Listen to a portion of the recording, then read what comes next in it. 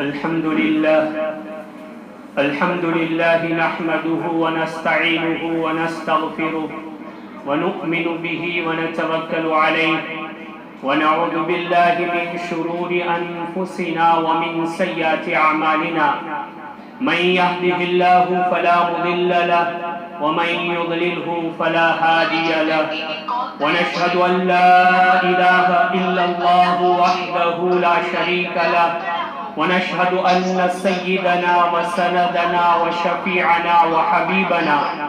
ومولانا محمدا عبده ورسوله أما بعد فأعوذ بالله من الشيطان الرجيم بسم الله الرحمن الرحيم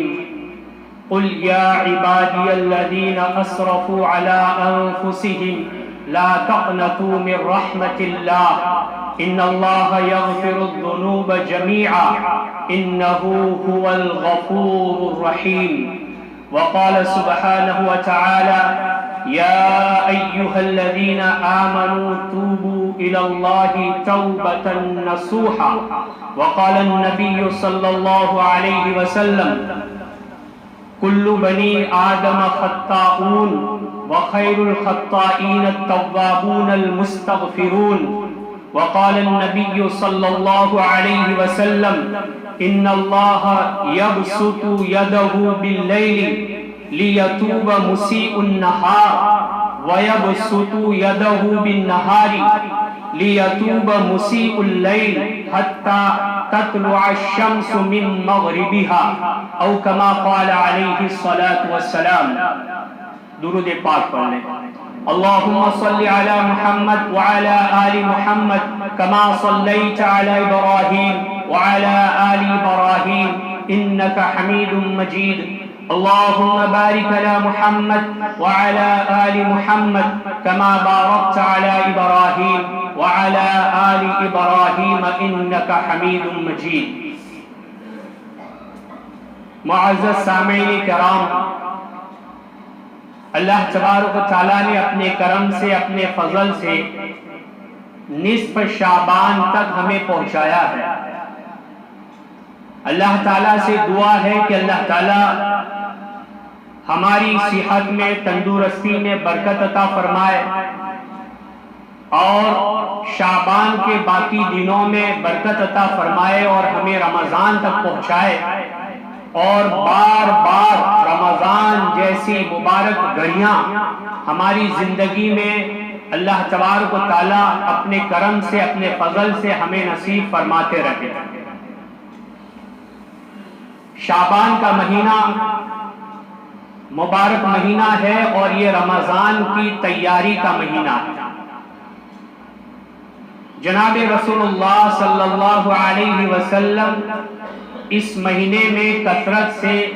روزے رکھا کرتے تھے اور امت کو بھی یہ تعلیم دی کہ شعبان کے مہینے میں رمضان کی مکمل تیاری کریں، اس لیے کہ رمضان اچانک آنے والا مہینہ نہیں ہے، بلکہ اس سے پہلے شعبان آتا ہے، اس سے پہلے رجب آتا ہے اور دماغی طور پر انسان کو تیار کیا جاتا ہے کہ آگے رمضان آنے والا ہے اور رمضان کا مقصد تقوی حاصل کرنا ہے. وہ جب ہی تم حاصل کر سکتے ہو جب رمضان سے پہلے تیاری کرو. اب یہ شعبان کے مہینے میں اللہ تبارک و تعالیٰ نے 15ویں شب رکھی ہے جو بابرکت رات ہے، مبارک رات ہے. کچھ لوگ ایسے ہیں جو اس رات کا بالکل سرے سے انکار کرتے ہیں، اس کی کوئی فضیلت ہی نہیں ہے، یہ بھی صحیح نہیں. اور کچھ لوگ اس کو بہت بڑا چڑھا کر کے غلو کے ساتھ فضائل کو بیان کرتے ہیں، تو یہ بھی مناسب نہیں ہے. شعبان کے متعلق جتنی احادیث ہیں وہ ساری کی ساری کمزور اور ضعیف ہیں. اب چونکہ ان احادیث کے مقابلے میں کوئی مضبوط حدیث نہیں ملتی، اس لیے شعبان کے متعلق جتنی کمزور احادیث ہیں اس پر عمل کرنے کی اجازت مل جاتی ہے. قاعدہ تو یہ ہے کہ کوئی کمزور اور ضعیف حدیث ہو اور اس کے مقابلے کی کوئی مضبوط حدیث مل جائے تو پھر کمزور حدیث پر عمل نہیں کیا جائے گا، مضبوط اور قوی حدیث پر عمل کیا جائے گا۔ اور دوسری بات یہ ہے کہ فضائل میں کمزور حدیثوں پر بھی عمل کیا جاتا ہے، اس لیے شعبان کے متعلق احادیث جتنی ملتی ہیں وہ ضعیف ہے، لیکن اگر عمل کرنے کے اعتبار سے دیکھا جائے تو اس پر عمل کیا جا سکتا ہے، اس کے جو فضائل بیان کیے گئے ہیں وہ فضائل حاصل کیے جا سکتے ہیں۔ ایسے ہی 15ویں شعبان میں 4 کام بتائے جاتے ہیں، 15ویں شعبان میں 4 کام بتائے جاتے ہیں۔ ایک تو اللہ کی عبادت کرنا، اب عبادت میں نماز بھی ہے، قرآن کی تلاوت بھی ہے، ذکر و اذکار بھی ہے، قیام اللیل ہے، نوافل کا اہتمام ہے، صلاۃ التسبیح بھی ہے، یہ ساری چیزیں عبادت میں آ جاتی ہیں۔ دوسرے نمبر پر دعائے مغفرت کرنا، اپنے لیے دعا کرنا، اپنے اہل و عیال کے لیے دعا کرنا، اپنے متعلقین اور رشتہ داروں کے لیے دعائے مغفرت کرنا، اپنے والدین کے لیے دعائے مغفرت کرنا، ایسے ہی پوری امت کے لیے دعا کرنا۔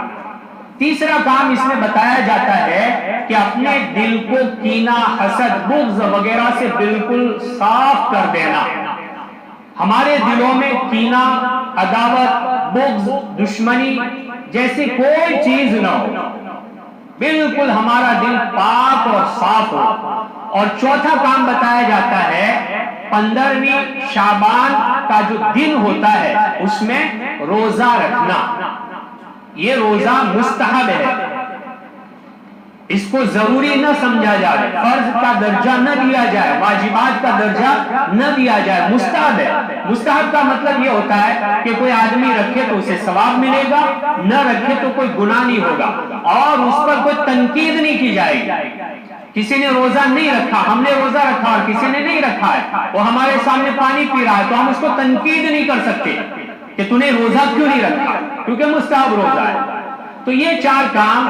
15ویں شعبان میں بتائے جاتے ہیں۔ اس کے علاوہ دیگر علماء نے کام بتائے ہیں، جیسے قبرستان جانا، تو یہ قبرستان جانا جناب رسول اللہ صلی اللہ علیہ وسلم سے پوری زندگی میں 1 مرتبہ ثابت ہے۔ ہر 15ویں شعبان کو قبرستان جانا سنت نہیں ہے، جائے کوئی منع نہیں ہے، انفرادی اعتبار سے جائے، جماعتیں بنا کر کے مجمع کے ساتھ نہ جائے، اپنے اعتبار سے جائے اور اس کو ضروری نہ سمجھے، اس لیے کہ جناب رسول اللہ صلی اللہ علیہ وسلم پوری زندگی میں 1 مرتبہ 15ویں شعبان کو قبرستان تشریف لے گئے۔ حضرت عائشہ صدیقہ رضی اللہ تعالیٰ عنہ فرماتی ہے، آپ علیہ السلام کی باری حضرت عائشہ صدیقہ رضی اللہ تعالیٰ عنہ کے یہاں تھی، آپ اٹھی، دیکھا نبی کریم صلی اللہ علیہ وسلم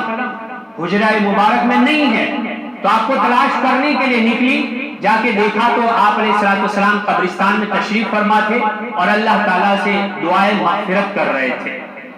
پھر حضرت عائشہ رضی اللہ تعالیٰ عنہ فرماتی ہے، نبی کریم صلی اللہ علیہ وسلم نے مجھ سے پوچھا کہ کیا عائشہ تمہیں یہ شک ہے کہ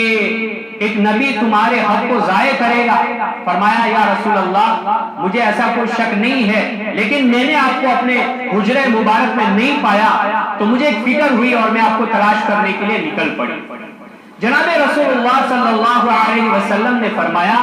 کہ یہ ایسا موقع ہے، ایسی رات ہے کہ اللہ تبارک و تعالی دنیا کے آسمان پر تشریف لاتے ہیں اور جو مغفرت مانگتے ہیں اللہ تعالیٰ ان کی مغفرت فرماتے ہیں۔ تو یہ جناب رسول اللہ صلی اللہ علیہ وسلم سے پوری زندگی میں صرف 1 مرتبہ قبرستان جانا ثابت ہے۔ تو اگر ہم سنت پر عمل کرنا چاہتے ہیں، پوری زندگی میں 1 مرتبہ قبرستان چلے جائے سنت کی نیت سے، تو سنت پر عمل کرنے کا ثواب مل جائے گا، اور اگر باقی دنوں میں جانا ہے تو جا سکتے ہیں۔ کوئی خاص نہیں ہے کہ 15ویں شعبان کی رات کو ہی جانا ہے، ایسا نہیں ہے، جب چاہے قبرستان جا سکتے ہیں اور وہاں جو مرحومین ہیں ان کے لیے دعائیں مغفرت کر سکتے ہیں، اور ان کے لیے جو پڑھنا چاہے پڑھ کر کے ان کو احسان ثواب کر سکتے ہیں۔ اب اس رات میں ایک کام بتایا گیا، قیام اللیل، رات کی عبادت کرنا۔ اب رات کی عبادتوں میں بھی لوگوں نے کچھ خاص عبادتیں بنا لی ہے، کچھ خاص نمازیں بنا لی ہے کہ 2 رکعت پڑھنی ہے، اس طریقے سے پڑھنی ہے، اس میں یہ صورتیں پڑھنی ہے، 4 رکعت پڑھنی ہے نفل کی نیت سے، اور اس میں یہ صورتیں پڑھنی ہے تو آپ کو یہ فضیلتیں ملے گی، آپ کا یہ کام ہو جائے گا۔ ایسا کچھ بھی نہیں ہے۔ جیسے ہم دیگر عبادت کرتے ہیں نوافل کے ذریعے، 4 رکعت پڑھتے ہیں، 2 رکعت پڑھتے ہیں، بس ایسے ہی سمپل نماز ہے، کوئی خاص صورت اور کوئی خاص دعا اس موقع پر ثابت نہیں ہے۔ تو جتنی اللہ طاقت دے، ہمت دے، نوافل کا اہتمام کرے، 2 رکعت نماز پڑھ کر کے اللہ تعالیٰ کے سامنے سجدہ ریز ہو اور نوافل کا اہتمام کرے۔ اب اس میں ایک نماز بتائی جاتی ہے صلاۃ التسبیح، یہ بڑی زبردست نماز ہے۔ جناب رسول اللہ صلی اللہ علیہ وسلم نے اس کے بڑے فضائل بیان کیے ہیں، بارہا ہم سنتے بھی رہتے ہیں، کتابوں میں پڑھتے بھی رہتے ہیں، اور جو پرچے لگے ہوتے ہیں اس میں بھی ہم دیکھ کر کے پڑھ رہے ہوتے ہیں کہ اس کے کیا کیا فضائل ہیں۔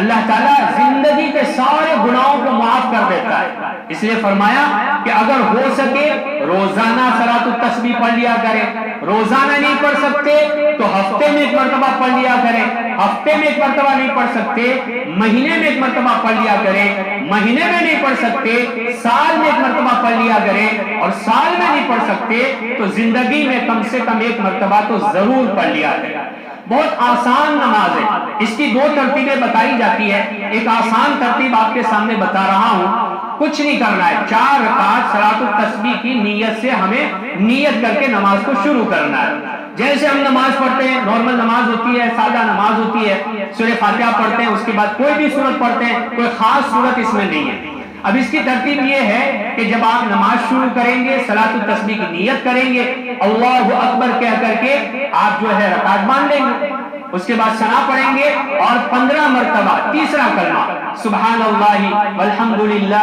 ولا الہ الا اللہ واللہ اکبر پڑھیں گے، اس کے بعد سورہ فاتحہ پڑھیں گے، کوئی اور سورت ملائیں گے، اور اس کے بعد 10 مرتبہ پھر سے یہ تیسرا کلمہ پڑھیں گے، پھر رکوع میں جائیں گے، رکوع کی تسبیح پڑھنے کے بعد یہ تیسرا کلمہ 10 مرتبہ پڑھیں گے، رکوع سے کھڑے ہو جائیں گے، کھڑے ہو کر کے 10 مرتبہ یہ تیسرا کلمہ پڑھیں گے، پھر جو ہے سجدے میں جائیں گے، پہلا سجدہ کریں گے، پہلے سجدے میں سجدے کی تسبیح پڑھنے کے بعد 10 مرتبہ تیسرا کلمہ پڑھیں گے، پھر سجدے سے بیٹھیں گے جس کو جلسہ کہا جاتا ہے، اس میں 10 مرتبہ تیسرا کلمہ پڑھیں گے، اور پھر دوسرا سجدہ کریں گے، اور اس سجدے میں سجدے کی تسبیح کے بعد 10 مرتبہ سبحان اللہ والحمد للہ ولا الہ الا اللہ واللہ اکبر تیسرا کلمہ پڑھیں۔ یہ ٹوٹل ایک رکعت میں 75 مرتبہ ہو جاتا ہے۔ پھر دوسرا سجدہ کرنے کے بعد بیٹھنا نہیں ہے، یہ ترتیب جو ہم بتا رہے ہیں اس میں بیٹھنا نہیں ہے، دوسرا سجدہ کر کے جو ہے کھڑا ہو جانا ہے، اور پھر 15 مرتبہ پڑھ لینا ہے، سورہ فاتحہ پڑھنی ہے، کوئی سورت ملانی ہے، وہی ترتیب 10 مرتبہ، پھر رکوع میں، رکوع سے کھڑے ہونے کے بعد پھر سجدے میں، پھر سجدے سے بیٹھ کر کے پھر دوسرے سجدے میں 10 مرتبہ، اور پھر سجدہ دوسرا کر کے بیٹھ جانا ہے، اتحیات پڑھنی ہے۔ اب اس میں 10 مرتبہ تسبیح نہیں آئے گی کیونکہ ہم نے شروع میں پڑھ لی ہے۔ اب تیسری رکعت کے لیے اتحیات کے بعد کھڑے ہو جائیں گے، اسی طریقے سے تیسری رکعت پوری کریں گے، پھر تیسری رکعت کے بعد چوتھی رکعت پوری کریں گے، کل ٹوٹل 4 رکعتوں میں 300 مرتبہ تیسرا کلمہ پڑھا جائے گا۔ اب اس میں گنیں گے کیسے؟ اب اس کو یاد تو رکھنا ہے نا، پھر 15 مرتبہ پڑھا، 10 مرتبہ پڑھا، تو کیسے گنیں گے؟ تو جیسے ہم نے ہاتھ بندھے ہوئے ہیں تو ایسے انگلی سے ہم اشارہ کریں گے، 1 مرتبہ ہو گیا، یہ ایسے ہاتھ رکھیں گے، یوں نہیں رکھیں گے، ایسے ہاتھ رکھیں گے، ایسے ذرا دماغ میں اس کو دھیان رکھتے ہوئے 5 ہو جائے گا، پھر یہ 5 ہو جائے گا، اور پھر 5 ہو جائے گا تو 15 ہو جائے گا، پھر 10، اس طریقے سے ہم جو ہے اس کو گنیں گے۔ تو یہ صلاۃ التسبیح ایک دم آسان ہے، زیادہ وقت بھی نہیں جاتا ہے، تو ہو سکے تو روزانہ پڑھ لیا کرے۔ اتنی ہمت نہیں ہو رہی کہ روزانہ پڑھے تو ہفتے میں 1 مرتبہ جمعہ کے دن کم سے کم پڑھ لیں، یا پھر مہینے میں، سال میں، یا زندگی بھر میں، جیسا آسان طریقہ ہمیں سمجھ میں آتا ہے اس میں ہم پڑھ لیں۔ تو قیام اللیل میں نوافل رکعتیں پڑھیں، صلاۃ التسبیح پڑھیں، تہجد کی نماز بھی ہے۔ اگر ہمت نہیں ہو رہی ہے نوافل پڑھنے کی، صلاۃ التسبیح پڑھنے کی، عشاء کی نماز جماعت کے ساتھ ادا کریں، اپنے بستر پر جا کر کے سو جائیں، کوئی گناہ کا کام، برائی کا کام نہ کریں، فجر کے وقت اٹھ جائیں اور فجر کی نماز جماعت کے ساتھ ادا کریں تو انشاءاللہ پوری رات عبادت کرنے کا ثواب ملے گا۔ اور اگر اللہ توفیق دیتا ہے تہجد کے وقت اٹھ جاتے ہیں تو تہجد کا وقت اٹھ کر کے اللہ جتنی توفیق دے، 2 رکعت 4 رکعت 6 رکعت، تہجد کی 8 رکعتیں ہیں، نبی کریم صلی اللہ علیہ وسلم 11 رکعتیں پڑھتے تھے، 8 رکعتیں تہجد کی ہوتی تھی اور 3 رکعتیں آپ علیہ السلام وتر کی تہجد کے وقت میں پڑھتے تھے۔ اور ہمیں بھی یہ تعلیم دی گئی ہے اگر تم تہجد میں اٹھ پاتے ہو، تمہیں یقین ہے کہ تہجد میں اٹھ جاؤں گا، تو وتر کی نماز تہجد کے وقت میں پڑھے۔ اور اگر اتنے یقین نہیں ہے، ہمیں بھروسہ نہیں ہے کہ ہم اٹھیں گے نہیں اٹھیں گے، تو عشاء کے وقت میں جب عشاء کی نماز ہو جائے، جو ترتیب ہماری وتر پڑھنے کی ہے اس وقت میں وتر کی نماز پڑھ لیں۔ تہجد کی نماز کا خوب اہتمام کریں، لمبی راتیں ہیں ٹھنڈی کے زمانے میں، یہ بڑی لاڈلی نماز ہے، بڑی پیاری نماز ہے، اس میں بندہ اپنی پسندیدہ چیزوں کو چھوڑتا ہے تو اللہ کی رحمتیں اس پر بارش کی طرف برسنا شروع ہو جاتی ہے، اور اللہ کی رحمتیں اس کی طرف متوجہ ہو جاتی ہے کہ بندہ صبح میں اٹھتا ہے، اپنی نیند کو قربان کرتا ہے اللہ کے لیے۔ حالانکہ اس تہجد کی نماز کے لیے کوئی فورس نہیں کیا جاتا، کوئی اذان نہیں دی جاتی، وہ تو اللہ کی طرف سے توفیق ملتی ہے بندے کو بغیر اذان کے، بغیر اعلان کے۔ وہ بڑی پیاری اور لاڈلی نماز ہے، نیک لوگوں کا شعار ہے، تو اس کا خوب اہتمام کرنا چاہیے۔ تہجد کی نماز ہمیں ادا کرنی چاہیے، یہ اللہ کو بہت پسندیدہ عمل ہے تہجد کا، کیونکہ بندہ اس میں اپنی راحت کو چھوڑتا ہے، اپنی پسندیدہ چیزوں کو چھوڑتا ہے، کہ نیند قربان کرتا ہے اللہ کے خاطر۔ ٹھنڈی پڑ رہی ہے، گرم گرم لباس ہے، اس میں سے اٹھنا ہے، وضو کرنا ہے، مصلی پہ کھڑا ہو رہا ہے، اللہ اس بندے پر رحمت کی نظر ڈالتے ہیں اور اپنی رحمت میں اس کو ڈھانپ لیتے ہیں، اور وہ بندہ جب تہجد کی نماز ادا کر کے اللہ کے سامنے ہاتھ اٹھاتا ہے اور ٹھنڈی ٹھنڈی آہیں بھرتا ہے، گرم گرم آنسو بہاتا ہے، اللہ اس بندے کو اس وقت کی دعائیں قبول فرما لیتا ہے، کیونکہ اللہ تہجد کے وقت پہلے آسمان پہ آ جاتے ہیں، اپنی شان کے مطابق جلوہ افروز ہوتے ہیں اور اعلان کراتے ہیں، ہے کوئی سوال کرنے والا میں اس کا سوال پورا کر دوں، ہے کوئی مغفرت چاہنے والا میں اس کے گناہوں کو معاف کر دوں، ہے کوئی ضرورت مانگنے والا میں اس کی ضرورت کو پورا کر دوں۔ تو ہمیں تہجد کا خوب اہتمام کرنا چاہیے، اگر روزانہ نہیں ہو سکتا کم سے کم یہ مبارک رات ہے، اس میں ہم تہجد کا اہتمام کریں، اور ہمارا اس رات میں جاگنا صرف برائے جاگنا نہ ہو۔ کچھ ہمارے نوجوان ہوتے ہیں ادھر ادھر بیٹھ کر کے پوری رات گزار دیتے ہیں، یہ مناسب نہیں ہے۔ اگر جاگنا ہے عبادت میں مشغول ہو، قرآن کی تلاوت میں مشغول ہو، دعا اذکار میں مشغول ہو، یا پھر اپنے بستر پر جا کر اپنے گھر پر جا کر کے آرام کریں تاکہ ہم نقصان میں نہ رہیں۔ ادھر ادھر بیٹھ کر کے ادھر ادھر کی باتیں شروع کر دیں گے، شیطان ادھر ادھر کے چکروں میں لگا دے گا، کسی کی غیبت ہو جائے گی تو ہماری نیکیاں برباد ہو جائے گی۔ تو قیام اللیل میں نوافل کا اہتمام، تہجد کا اہتمام، قرآن پاک کی تلاوت اور اللہ تعالیٰ سے دعائیں مغفرت کرنا۔ ایک قبیلہ تھا، قبیلہ جس کا نام تھا قبیلہ بنو کلب، یہ بہت زیادہ بکریاں رکھا کرتے تھے، ان کے یہاں بکریاں بہت زیادہ ہوتی تھی۔ نبی کریم صلی اللہ علیہ وسلم نے فرمایا کہ اللہ تبارک و تعالیٰ 15ویں شعبان کی رات میں قبیلہ بنو کلب کی بکریوں کے بالوں کے برابر اپنے بندوں کو معاف کرتے ہیں، ان کی مغفرت کرتے ہیں۔ کتنی وسیع مغفرت اللہ فرما رہے ہیں۔ بکریوں کے بدن پر بال کتنے ہوتے ہیں کوئی گن نہیں سکتا، کتنی بڑی تعداد میں وہ بال ہوتے ہیں۔ اور جب نبی کریم صلی اللہ علیہ وسلم کسی قبیلے کی بکریوں کے بارے میں فرما رہے تو ظاہری بات ہے وہ قبیلہ بکریوں اور بکریاں رکھنے میں الگ ہوگا، ممتاز ہوگا۔ جب جا کے حدیث میں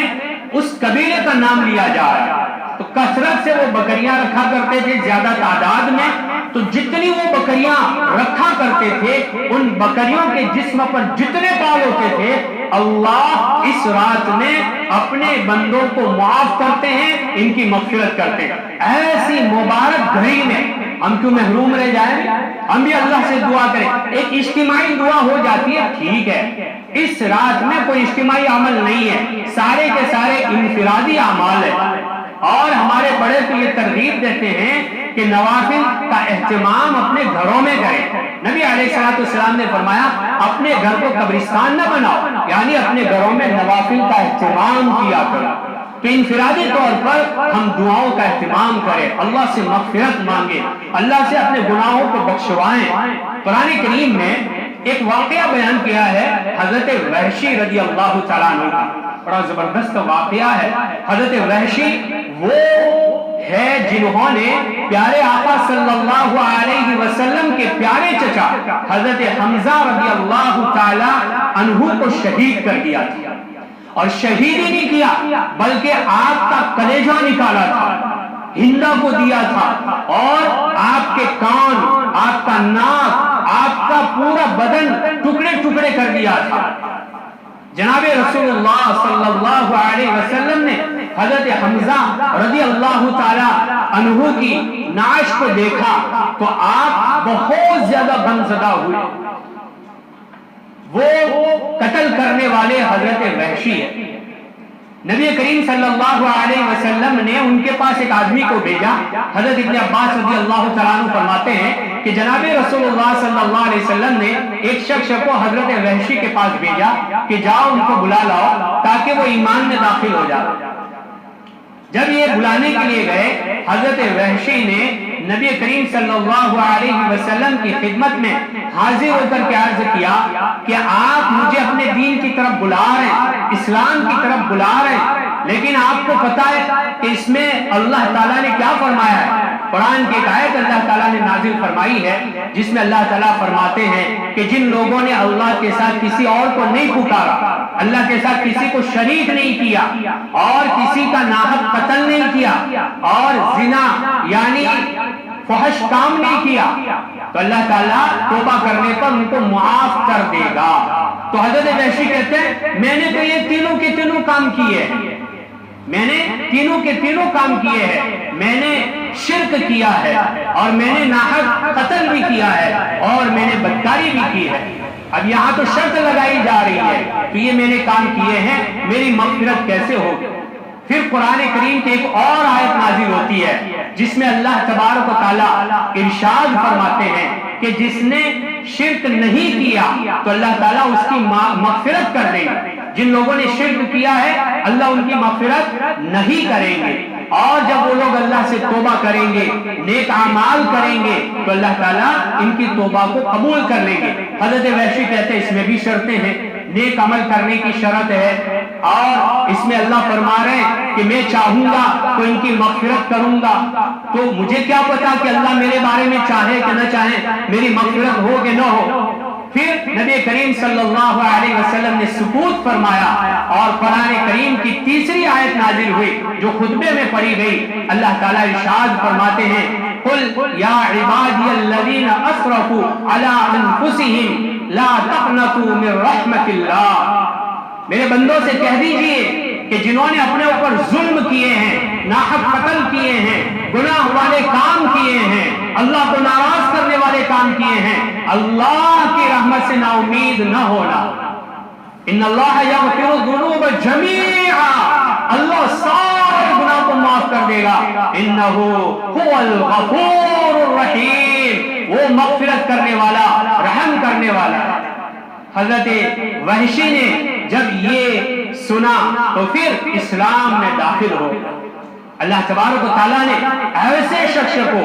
جنہوں نے نبی کریم صلی اللہ علیہ وسلم کو تکلیف پہنچائی، حضرت حمزہ رضی اللہ تعالی عنہ کو شہید کیا، اور شہید کرنے کے بعد بھی ان کے بدن کے پورے ٹکڑے کر دیے گئے۔ جب اللہ تعالیٰ کی طرف آئے، رجوع کیا، اللہ نے اتنے بڑے گنہگار کو بھی معاف فرما کر کے صحابی رسول صلی اللہ علیہ وسلم میں داخل فرمایا، اور صحابی ہونے کا شرف عطا فرمایا۔ اس مبارک رات میں اگر ہم اللہ کے سامنے ہاتھ اٹھا دے اور اللہ سے کہہ دے اللہ میری توبہ، اللہ مجھ سے یہ غلطی ہو گئی، مجھ سے یہ بھول ہو گئی، اللہ معاف کر دے، آپ ہی اللہ معاف کرنے والے ہیں۔ ہمارے ہاتھ دعا کرتے کرتے تھک جائیں گے لیکن اللہ معاف کرتے کرتے نہیں تھکے گا۔ حدیث پاک میں جناب رسول اللہ صلی اللہ علیہ وسلم فرمایا کہ کل بنی آدم خطاؤون، سارے کے سارے آدم علیہ السلام کے اولاد، چاہے مرد ہوں عورتیں ہوں، سب کے سب گنہگار ہیں، سب کے سب گنہگار ہیں۔ اور بہترین گنہگار وہ ہے جو توبہ کر لے، اللہ تعالیٰ سے معافی مانگ لے۔ اللہ کے حبیب علیہ السلام گویا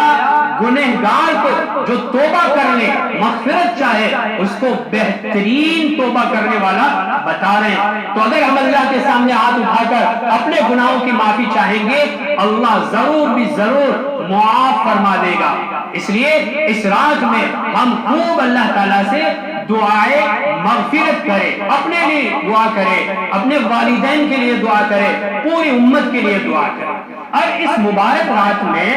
چند لوگوں کو الگ کر دیا، نبی کریم صلی اللہ علیہ وسلم نے چند لوگوں کو الگ کر دیا کہ ایسی مبارک رات جس میں اللہ تبارک و تعالی قبیلے بنو کلب کی بکریوں کے بالوں کے برابر بندوں کی مغفرت کر رہے ہوتے ہیں، ایسے مبارک وقت میں، ایسی مغفرت کی گھڑیوں میں اللہ نے کچھ بندوں کو ایک طرف کر دیا کہ ان کی مغفرت ایسی مبارک رات میں بھی اللہ نہیں کرتے۔ تو ہمیں دھیان میں ہونا چاہیے کہ وہ کام کیا ہے جس کی وجہ سے ایسی مبارک رات میں اللہ مغفرت نہیں فرماتے۔ اس میں ایک کام تو یہ ہے کہ اپنا ازار، اپنی پتلون، اپنی لنگی ٹخنوں سے نیچے لٹکانے والا، اللہ تعالیٰ قیامت کے دن اس کے سامنے رحمت کی نظر بھی نہیں ڈالیں گے، ایسی مبارک رات میں اللہ اس کی مغفرت نہیں کریں گے۔ اس لیے ہمیں کوشش کرنی چاہیے کہ ہمارا ازار، ہماری پتلون، اگر لنگی پہنتے اس وقت میں یہ ٹخنوں سے اوپر ہونی چاہیے، یہاں اوپر ہونی چاہیے، وہاں سے نیچے نہیں ہونی چاہیے۔ پتلون بنوائیں تو ایسا بنوائیں کہ ٹخنوں سے اوپر رہے، ایسا نہیں کہ نماز کے وقت میں مول لیا اور نماز کے بعد باہر جا کر کے اسی گناہ میں پھر نیچا کر کے ملوث ہو گئے۔ قیامت کے دن اللہ تعالیٰ رحمت کی نظر بھی نہیں ڈالے گا اور ایسی مبارک گھڑی میں اللہ مغفرت نہیں کرے گا۔ اگر ہم سے ایسا کام ہو رہا ہے، اللہ تعالیٰ سے معافی مانگ لے، اور جو کام ہو رہا ہے اس کو چھوڑ دے، بہت آسان ہے۔ پکا ارادہ کر لے کہ آئندہ انشاءاللہ میں ٹخنوں سے اوپر جو نبی کریم صلی اللہ علیہ وسلم کی سنت ہے اس کے مطابق اپنا لباس بنواؤں گا، تو اللہ تعالیٰ توبہ قبول کر لیں گے۔ دوسرا آدمی جس کی ایسی مبارک رات میں مغفرت نہیں ہوتی ہے وہ شرک کرنے والا ہے، جو مشرک ہوتا ہے نا، اس کی ایسی مبارک رات میں بھی مغفرت نہیں ہوتی ہے۔ اس لیے شرک سے بچنا چاہیے، ہمارے بول اللہ تعالیٰ سے جڑے ہوئے ہوں، ہماری توجہیں اللہ تعالیٰ کی طرف ہو۔ نبی کریم صلی اللہ علیہ وسلم نے فرمایا، کتنی معمولی بات بتا کر ہمیں تعلیم دی ہے کہ تمہارے گھر میں نمک ختم ہو جائے، تمہارے گھر میں نمک ختم ہو جائے تو تمہاری توجہ سب سے پہلے اللہ کی طرف جانی چاہیے۔ اگر تمہارے گھر میں نمک ختم ہو جاتا ہے تو تم اللہ سے مانگو۔ دوسری حدیث فرمائی جس میں فرمایا، تمہارے چپل کی پٹی ٹوٹ جائے تو پہلی توجہ اللہ کی طرف جانی چاہیے کہ اللہ سے مانگو، یا اللہ میری چپل کی پٹی ٹوٹ گئی۔ ایک معمولی چیز ہے، اس میں بھی ہماری توجہ اللہ کی طرف کرائی جا رہی ہے، تو ہم ہر ایسے کام سے بچے کہ جس میں غیر اللہ کو بولا جا رہا ہو، غیر اللہ سے مانگا جا رہا ہو۔ ایک مرتبہ نبی کریم صلی اللہ علیہ وسلم کے دور میں بارش ہوئی، رات کا وقت تھا۔ نبی کریم صلی اللہ علیہ وسلم نے صبح کے وقت میں فرمایا، کچھ لوگوں نے کفر کی حالت میں صبح کی اور کچھ لوگوں نے ایمان کی حالت میں صبح کی۔ صحابہ نے پوچھا، یا رسول اللہ اس کا کیا مطلب، ہمیں سمجھ میں نہیں آیا۔ جناب رسول اللہ صلی اللہ علیہ وسلم نے فرمایا کہ رات کو بارش ہوئی، رات کو بارش ہوئی تھی، کچھ لوگوں نے یوں کہا کالے بادل تھے، اس کی وجہ سے بارش ہوئی، تو انہوں نے کفر والا عمل کیا، وہ اپنی زبان کو غیر اللہ کی طرف توجہ لے گئے اور اپنی زبان سے ایسے الفاظ ادا کیے جو غیر اللہ کی طرف جاتے۔ بادل سے بارش نہیں ہوتی ہے، اللہ بارش برساتے، وہ تو ایک ذریعہ ہے، اس میں کچھ نہیں ہے، اللہ اپنے خزانے سے بارش برسا رہے ہوتے۔ اور کچھ لوگوں نے یوں کہا اللہ نے اپنے خزانے سے بارش برسائی، تو جن لوگوں نے یہ کہا انہوں نے ایمان کی حالت میں سکھا۔ اب سوچنے کا مقام ہے کہ ایک جملہ لوگوں نے بولا جو ہم عام طور پر بولتے ہیں، تو اس سے احتیاط کرنا چاہیے۔ غیر اللہ کو بالکل نہ بولے، اللہ کو بولے۔ تو شرک کرنے والوں کی اس رات میں اللہ تعالیٰ مغفرت نہیں فرماتے۔ تیسرا وہ شخص ہے جو والدین کا نافرمان ہے، ماں کی بات نہیں مانتا، باپ کی بات نہیں مانتا، تو ایسے شخص کی اس رات میں مغفرت نہیں ہوتی ہے۔ ہمیں اپنے والدین کا احترام کرنے کا حکم دیا گیا، حسن سلوک کا حکم دیا گیا، اگرچہ ہمارے والدین مشرک ہی کیوں نہ ہو، غیر مسلم ہی کیوں نہ ہو، ہم ان کے ساتھ بدسلوکی نہیں کر سکتے، ہم ان کی نافرمانی نہیں کر سکتے، ہم ان کی توہین نہیں کر سکتے، ہم ان کو ذلیل نہیں کر سکتے، ہم ان کا برا دوسروں کے سامنے نہیں بول سکتے، ہرگز اجازت نہیں ہے۔ قرآن نے تو کہہ دیا اف بھی مت کہو، اس سے اگر چھوٹا جملہ ہوتا تو بھی قرآن بیان کر دیتا، لیکن اس جملے کے بعد کوئی جملہ ہے ہی نہیں۔ اتنا بھی تم نہیں کہہ سکتے، جیسے ہم اپنے کہتے ہیں نا، کوئی ماں ہمیں کوئی کام بتا دیتی ہے یا کوئی باپ ہمیں کام بتا دیتا ہے تو ہم کہتے ہیں کہتے ہیں نا وہ اتنا بھی ہمیں کہنے کی اجازت نہیں ہے۔ تو اپنے والدین کی شان میں گستاخی کرنا، ان کو برا بھلا کہنا، لوگوں کے سامنے ان کی تذلیل کرنا، لوگوں کے سامنے ان کی برائیاں کرنا، ان کے ساتھ بدسلوکی کرنا کیسے جائز ہو سکتا ہے؟ وہ ماں باپ ہیں، انہوں نے ہمیں پال پوس کر کے بڑا کیا ہے، ہم ان کے بہائے ہوئے ایک پسینے کے قطرے کا حق بھی ادا نہیں کرتے۔ اگر ہم پوری زندگی ان کی فرما برداری کرتے رہے تو بڑے ان کے ہم پر احسان ہوتے، تو ہم اپنے والدین کے حق میں دعائیں مغفرت کریں۔ اللہ نے قرآن میں سکھایا کہ اپنے والدین کے لیے رحم کی، کرم کی، شفقت کی اللہ تعالیٰ سے دعا کرو، اللہ تعالیٰ سے اپنے والدین کے لیے دعا کرنی چاہیے۔ کوئی معاملہ ہے، ادھر ادھر بات ہو گئی، کچھ اونچ نیچ ہو گیا، انسان میں ہو جاتا ہے، کبھی ایسا تو ہے نہیں کہ والدین ہمیشہ صحیح ہوں گے، کبھی وہ بھی غلط ہوتے ہیں، تو والدین کو بھی سمجھنا چاہیے، اولاد کو بھی سمجھنا چاہیے، بیٹھ کر کے معاملے کو محبت کے ساتھ، شفقت کے ساتھ، رحمت کے ساتھ، رحم کرم کے ساتھ نمٹانا چاہیے۔ جس سے معاملہ ہوا ہے اسی سے جا کر کے اس معاملے کو صاف کرنا چاہیے۔ لوگوں میں باتیں پھیلانے سے، لوگوں کو بات کرنے سے کوئی مسئلہ حل ہونے والا نہیں ہے، بلکہ مسائل بڑھنے والے۔ تو اگر ماں باپ میں اور اولاد میں کوئی ایسی انبن ہو گئی ہے، اس مبارک رات میں جا کر کے بیٹھ کر کے صلح صفائی کر لیں، ورنہ ایسے شخص کی جو والدین کا نافرمان ہے اللہ تعالیٰ مغفرت نہیں فرماتے۔ اس کے بعد ایک شخص ہے کینہ رکھنے والا۔ کینہ کس کو کہتے ہیں؟ ایک تو ہوتا ہے حسد، ایک ہوتا ہے بغض، ایک ہوتا ہے عداوت، دشمنی، یہ الگ چیزیں ہیں اور کینہ الگ چیز ہے۔ تو حدیث میں فرمایا گیا کہ کینہ رکھنے والے کی اس رات میں مغفرت نہیں ہوتی۔ کینہ کس کو کہتے ہیں؟ کینہ کہتے ہیں بدلے کی بھاونا رکھنا، بدلے کی بھاونا رکھنا۔ کسی سے انبن ہو گئی، لڑائی جھگڑا ہو گیا، اب وہ موقع تو ایسا ہے کہ وہ اس وقت کچھ نہیں کر سکتا، لیکن اپنے دماغ میں رکھتا ہے موقع آنے پر اس کو دیکھ لوں گا، موقع آنے پر اس کو بتا دوں گا۔ یہ کینے کی بھاونا، بدلے کی بھاونا اس کو مغفرت سے محروم کر دیتی ہے۔ اس لیے کبھی اپنے دل میں کینہ نہیں رکھنا چاہیے۔ اونچ نیچ ہوتی ہے، آپس میں تو میں ہو جاتی ہے، انسان میں ہو جائے گا، لیکن اس کی اجازت 3 دن کی ہے۔ اگر کسی سے ناراضگی ہے، کسی سے بول چال بند ہے، کسی سے لڑائی جھگڑا ہوا ہے، کسی سے ناراضگی ہوئی ہے، 3 دن کی اجازت ہے۔ نبی علیہ السلام نے فرمایا، حدیث کا مفہوم ہے کہ اگر کوئی مسلمان آپس میں 3 دن سے زیادہ بول چال بند رکھتے ہیں اور اگر اسی حال میں انتقال ہو جاتا ہے سیدھا جہنم میں جائے۔ 5 منٹ کا مدرسہ کتاب ہے، اس میں بھی یہ حدیث لکھی ہوئی ہے، کئی بار عصر کی تعلیم میں ہمارے سامنے آ چکی ہے۔ تو 3 دن کی اجازت ہے، 3 دن کے بعد اجازت نہیں ہے۔ 3 دن کے بعد سارا معاملہ رفع دفع کر لے، آپس میں بیٹھ کر کے صلح صفائی کر لیں۔ بول چال بند رکھنے سے، قطع تعلق کرنے سے ہمارے اوپر رحمتیں نہیں آتی۔ نبی کریم صلی اللہ علیہ وسلم نے ایک مجمع کے موقع پر فرمایا اس مجمع میں اگر کوئی قطع تعلق کرنے والا ہے، رشتہ ناتا توڑنے والا ہے، تو مجمع سے باہر ہو جائے، اس لیے کہ ہم دعا کرنے والے ہیں۔ اگر مجمع میں کوئی ایسا شخص ہے جو قطع تعلق کرنے والا ہے تو اس کی وجہ سے ہماری دعا آسمانوں پر نہیں جائے گی۔ اور پھر فرمایا کہ اگر کسی پوری قوم میں ایک قطع تعلق کرنے والا، رشتہ ناتا توڑنے والا ہے، تو اس کی وجہ سے پوری قوم اللہ کی رحمت سے محروم ہو جاتی ہے۔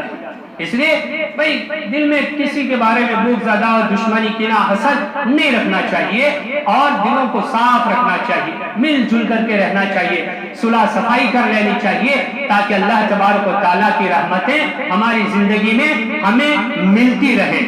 اس کے بعد جناب رسول اللہ صلی اللہ علیہ وسلم نے فرمایا کہ ایسا شخص ہے جو شراب کا عادی ہے، جو شراب کا عادی ہے، شراب پینے والا ہے۔ بہت سارے ہمارے مسلمان بھائی ایسے ہیں، جوان ایسے ہیں، غفلت کی وجہ سے یا سنگت صحیح نہ ہونے کی وجہ سے ان کا اٹھنا بیٹھنا ایسے لوگوں کے ساتھ ہوتا ہے جو نشے کے عادی ہوتے ہیں اور ان میں بری عادتیں ہوتی ہے۔ اب یہ ان کے ساتھ اٹھتے بیٹھتے ہیں، ان کی محفلوں میں جاتے ہیں تو وہ بھی اس کی عادت بنا لیتے ہیں، وہ نشہ کرنے لگتے ہیں، شراب پینے لگ جاتے ہیں۔ تو پھر ایسے آدمی کی اللہ تعالیٰ ایسے مبارک موقع پہ مغفرت نہیں فرماتے۔ اگر کوئی ہے ایسا جس سے یہ گناہ ہو رہا ہے تو ایسی مبارک رات میں اللہ سے توبہ کر لینی چاہیے، تاکہ اللہ تعالیٰ معاف کر دے، اور اللہ سے پختہ عزم کرے کہ اللہ آئندہ انشاءاللہ اس طرف نہیں جاؤں گا۔ جو پختہ ارادے کے ساتھ اللہ سے توبہ کرتا ہے نا، اللہ اسے معاف کر دیتا ہے اور بہت اونچا مقام اللہ عطا فرماتے ہیں۔ ہم ایک بہت بڑے ولی کا نام بار بار سنا کرتے ہیں، مالک بن دینار رحمت اللہ۔ اللہ نے ان کو توبہ کی توفیق دی، حالانکہ ایک سپاہی تھے، پولیس والے تھے،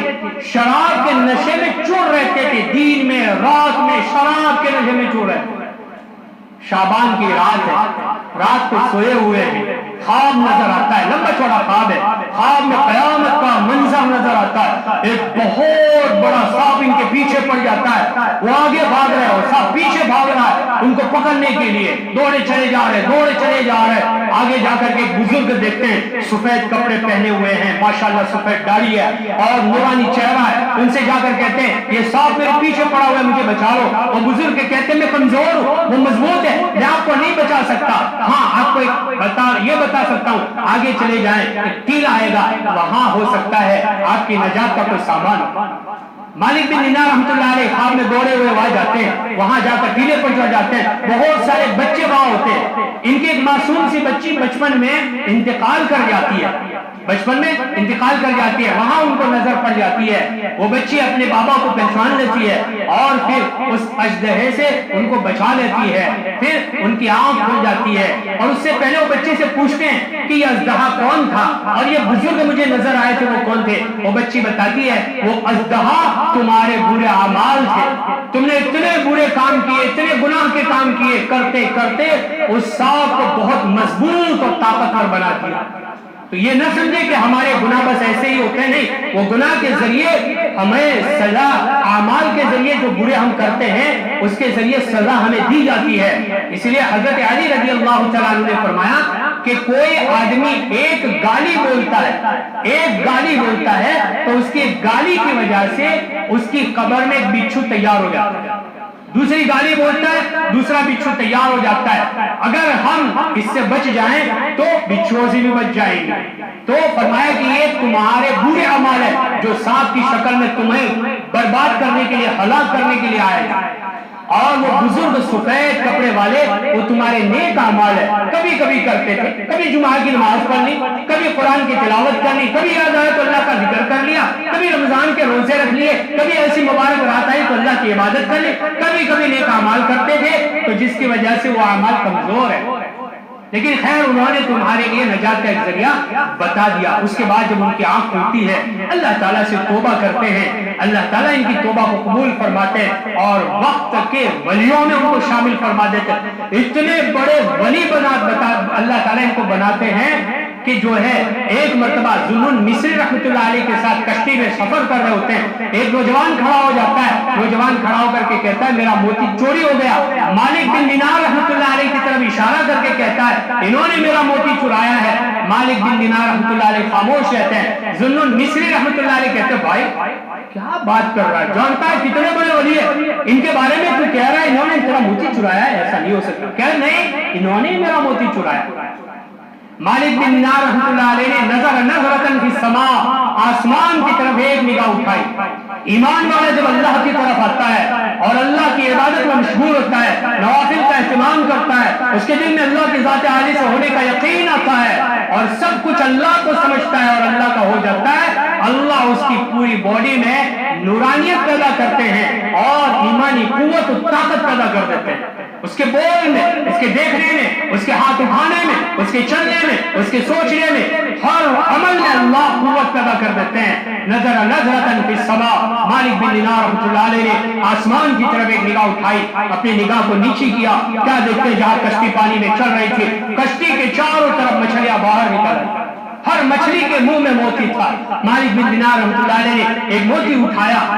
ذوالنون مصری رحمۃ اللہ علیہ کو دیا اور کہا کہ اس نوجوان کو دے دو، ہم اور اس سے کہو کہ ہم نے تمہارا موتی نہیں چرایا ہے، ہم اپنی طرف سے ہدیہ دے رہے ہیں۔ اس کے بعد مالک بن دینار رحمۃ اللہ علیہ کشتی سے اترے، پانی پر چلتے ہوئے کنارے پر گئے اور کنارے پر جا کر کے ایک بڑی زبردست بات کہی، یوں کہا جس ایمان والے کے دل میں من حبۃ الشعیر، گیہوں کے دانے کے برابر اللہ کی ذات عالی سے ہونے کا یقین، توکل اور بھروسہ ہو اور وہ پانی پر چلے، پانی اس کا کچھ نہیں بگاڑ سکتا۔ اتنے بڑے ولی اللہ نے ان کو بنایا، حالانکہ کون تھے؟ شرابی تھے۔ تو اگر کوئی ایسی عادت ہے کسی میں تو اللہ سے توبہ کر لینی چاہیے، اللہ توبہ کو قبول کرنے والا ہے، دعاؤں کو منظور کرنے والا ہے اور مغفرت کا معاملہ کرنے والا ہے۔ تو ایسے وقت میں اللہ تعالیٰ سے ہمیں توبہ ضرور کرنی چاہیے۔ تو اللہ تعالیٰ نے چند باتیں جو ضروری لگی کہلوائی، اللہ تعالیٰ ہم تمام کو اس پر عمل کرنے کی توفیق عطا فرمائے۔ اس کے ساتھ ساتھ ہمیں یہ کام بھی کرنا چاہیے کہ تھوڑا بہت صدقہ بھی کر لیا کرے، تھوڑا بہت صدقہ بھی اللہ تعالیٰ نے جو حیثیت دی ہے اس حیثیت کے مطابق صدقہ کر لیا کرے۔ مبارک رات ہے، مبارک گھڑیاں چل رہی ہے، اس میں ثواب بھی زیادہ ملتا ہے اور صدقے کے ذریعے اللہ تعالیٰ آنے والی مصیبتوں سے حفاظت فرماتے ہیں، اور اگر کوئی مصیبتیں آ گئی ہے تو اللہ تعالیٰ اس کو رفع کر دیتے ہیں، اس کو دور کر دیتے ہیں۔ تو جتنا اللہ توفیق دے صدقہ کرنا چاہیے، خیر خیرات کرنی چاہیے۔ اس کے ساتھ ساتھ رمضان کی تیاری ابھی سے شروع کر لیں، اپنے آپ کو تیار کریں، پریپیئر کریں، دماغی اعتبار سے، جسمانی اعتبار سے، ایمانی اعتبار سے، اعمال کے اعتبار سے۔ دماغی اعتبار سے تو یہ تیار کریں، دماغ میں رکھے کہ آگے رمضان آ رہا ہے، مجھے رمضان میں تقوی حاصل کرنا ہے۔ تقوی حاصل کرنے والے کیا اعمال ہے وہ اعمال اپنی زندگی میں لانے کی کوشش کریں۔ اپنے بدن کے اعتبار سے اپنے بدن کی صحت کا خیال رکھیں تاکہ رمضان کو مکمل وصول کر سکیں، اور اگر کوئی بیماری ایسی ہے تو کسی جانکار حکیم ڈاکٹر سے رابطہ کر کے اس سے شفا جو ملنے والی اللہ کی طرف سے وہ حاصل کرنے کی کوشش کرے تاکہ ہمارا جسم رمضان کے لیے ریڈی اور تیار رہے۔ ایمانی اعتبار سے ابھی سے جو ہے اعمال کرنا شروع کر دیں، قرآن کی تلاوت ہے، تسبیح کا اہتمام ہے، روزوں کا اہتمام ہے۔ جناب رسول اللہ صلی اللہ علیہ وسلم نے اس مہینے میں کثرت سے روزے رکھے ہیں اور روزہ رکھنے کی تعلیم دی ہے۔ ٹھیک ہے اگر یہ 15ویں شعبان کا روزہ رکھ لیتے ہیں مستحب ہے، لیکن اس کے ساتھ پہلی شعبان سے لے کر 26 یا 27 شعبان تک روزے رکھنے کی تعلیم دی گئی ہے۔ 2-4 دن پہلے روزے چھوڑ دیں کیونکہ آگے رمضان آ رہا ہے، آدمی کمزور نہ ہو جائے۔ تو اپنے آپ کو رمضان کے لیے ایمانی اعتبار سے بھی تیار کریں، اعمالی اعتبار سے بھی تیار کریں، ابھی سے اپنی عادتیں بنائیں، لمبی رکعتیں پڑھنے کی کوشش کریں تاکہ تراویح میں ہمیں تھکن محسوس نہ ہو اور ہم پھر حافظ صاحب سے یہ تقاضا نہ کریں کہ قرآن جلدی جلدی پڑھیں، ہمیں تو تھکن ہو رہی ہے۔ نہیں، قرآن کی بے ادبی کسی حال میں جائز نہیں ہے۔ اگر کوئی قرآن کی بے ادبی کرتا ہے اور قرآن کے متعلق توہین کرتا ہے تو ہم کھڑے ہو جاتے ہیں۔ فلانے ملک میں قرآن کی توہین کی گئی، فلانے گاؤں میں بستی میں قرآن کے بارے میں یہ کہا گیا۔ ارے بھائی ہم کیا کریں؟